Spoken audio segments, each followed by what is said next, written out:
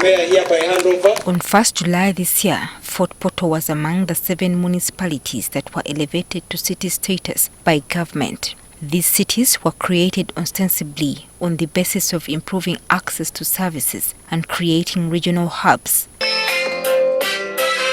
Even as the residents of these municipalities celebrated their elevation, fears of the new city's financial viability were not far below the surface. On Thursday, these fears were confirmed when Parliament stayed government's plans of allocating funds to the city's accounts, citing the absence of a legal instrument to enable such a move.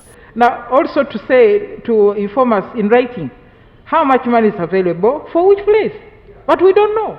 Reverend Willie Mohanga, the mayor of Fort Portal, has revealed that due to the absence of funds, all work has ground to a halt. And this is a very bad timing for us. It is a timing where people are expecting a lot of service delivery. As urban centers, as towns, garbage is heaping all over. We are not sweeping our towns. Salaries are not paid. Even the funds that were allocated on the municipalities' accounts have been frozen. 1st of July 2020, Fort Portal municipality seized. And when it seized, all the accounts got closed. And we've been having a problem of spending because we do not have money to spend. The situation is no different in Mbarara City. This places us in a difficult position because we need these funds for the smooth continuity of service delivery. This has made service provision extremely difficult. Some of the facilities we still had a contractual obligation with service providers, but this is fading out. We have been running this city 1 month without any coin. We did not get first quarter release because the code for the city was not there. For Masaka City, the situation is a bit different. City Mayor Godfrey Kayemba says they have some funds which they've fallen back on. We are having this budget of 52 billion shillings to carry on the programs that we have been doing. We set ourselves to the first 100 days activities, but these activities we are not tagged to any new or any increased budget.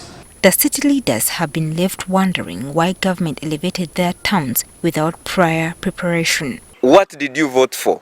And if you voted for cities, why are you calling them not legitimate?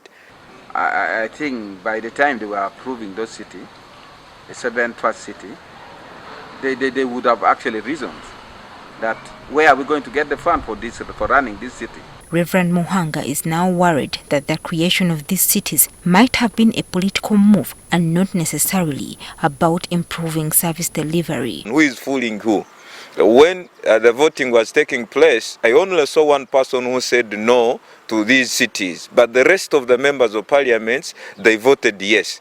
And after voting yes, they're saying no, what we voted is an illegality. This is a very big surprise to this nation. The leaders in these new cities want this matter resolved expeditiously. The earlier we get funding, the better. And of course, as you know, the current financial arrangement is that even if we generated money, we have to first deposit it to the Bank of Uganda and get it later. The Ministry of Local Government together with Ministry of Finance should use the old code of the municipality so that money is channeled to us and we'll be able to pay the worker, we'll be able to run. But even when this money is provided, Chiemba observes that it will have to be planned for, especially when it comes to putting up infrastructure that meets city standards. The person who is going to construct in the city should have an approved plan. And we shall have a fiscal, we already have a fiscal development plan. We want to have a detailed development plan, and we shall be using people's land. We need that the people get ideas involved in our planning, that they own the plan itself. Because the fiscal plan cannot be implemented when the people did not participate in making it. When approached on this matter, local government minister Raphael Majezi said his ministry is working with the Ministry of Finance to provide a vote to enable the cities get funds. This was also alluded to by State Minister for Finance David Bahati in Parliament on Thursday.